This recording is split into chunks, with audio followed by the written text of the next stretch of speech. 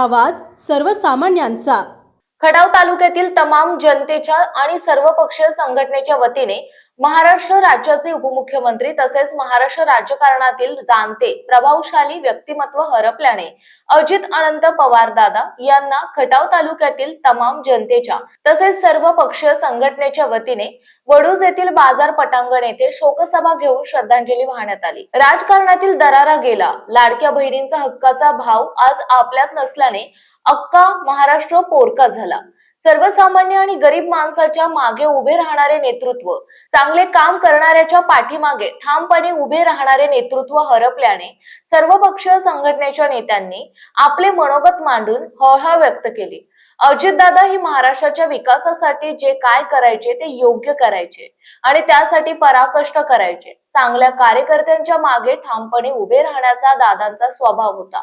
कार्यकर्त्यांच्या पाठीवर कौतुकाची, शाबासकीची थाप टाकणारे अजितदादा सगळ्यांना सोडून गेल्याने माता भगिनी कार्यकर्ते नेत्यांनी या शोकसभेत श्रद्धांजली वाहून हळहळ व्यक्त केली।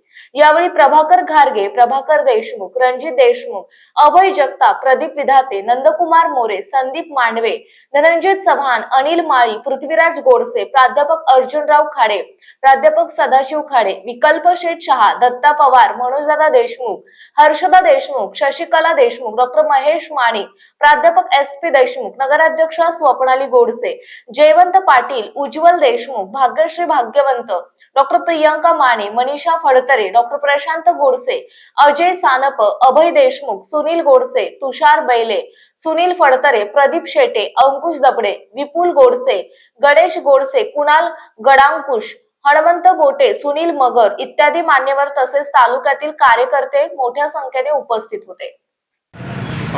आज या ठिकाणी अजितदादांना शोक सभा म्हणजे पार पडलेली आहे, तर काय सांगाल दोन शब्द त्यांच्याविषयी? सगळ्या महिलांचा आधारवड गेलाय। अच्छा, महाराष्ट्राचं गेलाय तसं सगळ्या महिलांचा पण आधारवड गेलाय।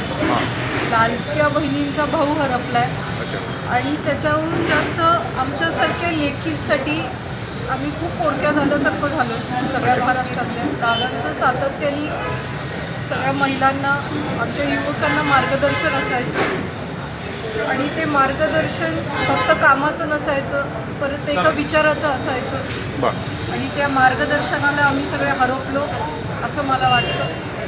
मी आज मनापासून दादांना आणि त्यांच्याबरोबर जी 5 जण होती त्यांना सगळ्यांना भावपूर्वक श्रद्धांजली। महाराष्ट्र राज्याचे सुपुत्र माजी मुख्यमंत्री आदरणीय अजितदादा पवार यांच्या शोकसभेचं नियोजन खटाव तालुका सर्वपक्षीय संघटनेच्या वतीनं घेण्यात आलेलं होतं। या कार्यक्रमासाठी तालुक्यातून बहुसंख्य लोक उपस्थित होते। कार्यक्रम झाला असता दादांच्या विषयी सर्व मान्यवरांनी आपलं मनोगत व्यक्त केलं। कैलासवासी हा शब्द दादांच्या बाबतीत उच्चारताना अंगावर काटा येतो अशी परिस्थिती आहे, कारण एक चांगल्या पद्धतीनं काम करणारं नेतृत्व हरपल्याची भावना संपूर्ण महाराष्ट्रभर होत असताना कार्यकर्ता उद्विग्न अवस्थेत गेलेला आहे आणि परंतु सत्य हे शाश्वत असतं आणि ते मान्यच केलं पाहिजे। दादांच्या आचरणावर काम करून, दादांच्या शिस्तीनं काम करणं, नेटकेपणा, वेळेचं नियोजन, टापटीपणा या पद्धतीनं दादांनी दिलेल्या पंचसूत्रीनुसार काम करणं हीच खरं दादांना श्रद्धांजली ठरेल।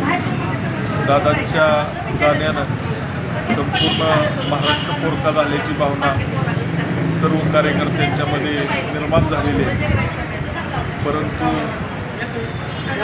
आपल्याला ही गोष्ट मान्य करून दादांचा विचार पुढे नेणं हीच खरी त्यांना श्रद्धांजली ठरेल।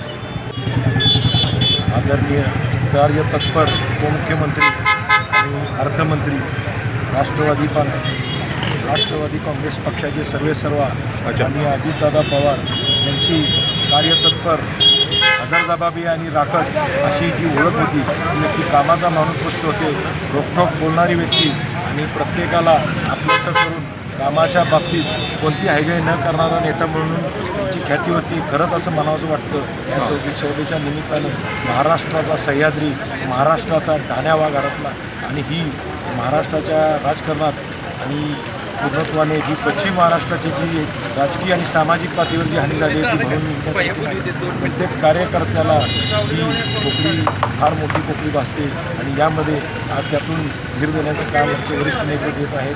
आणि राष्ट्रवादी काँग्रेस पक्षाला परत उभारी आणण्यासाठी प्रत्येक निष्ठावंत कार्यकर्ता हा निर्धार करतो. आपल्या परिसरातील महत्त्वाच्या बातम्या पाहण्यासाठी मायभूमी न्यूज चॅनलला यूट्यूबवर सबस्क्राईब करा आणि बेल आयकॉन प्रेस करा.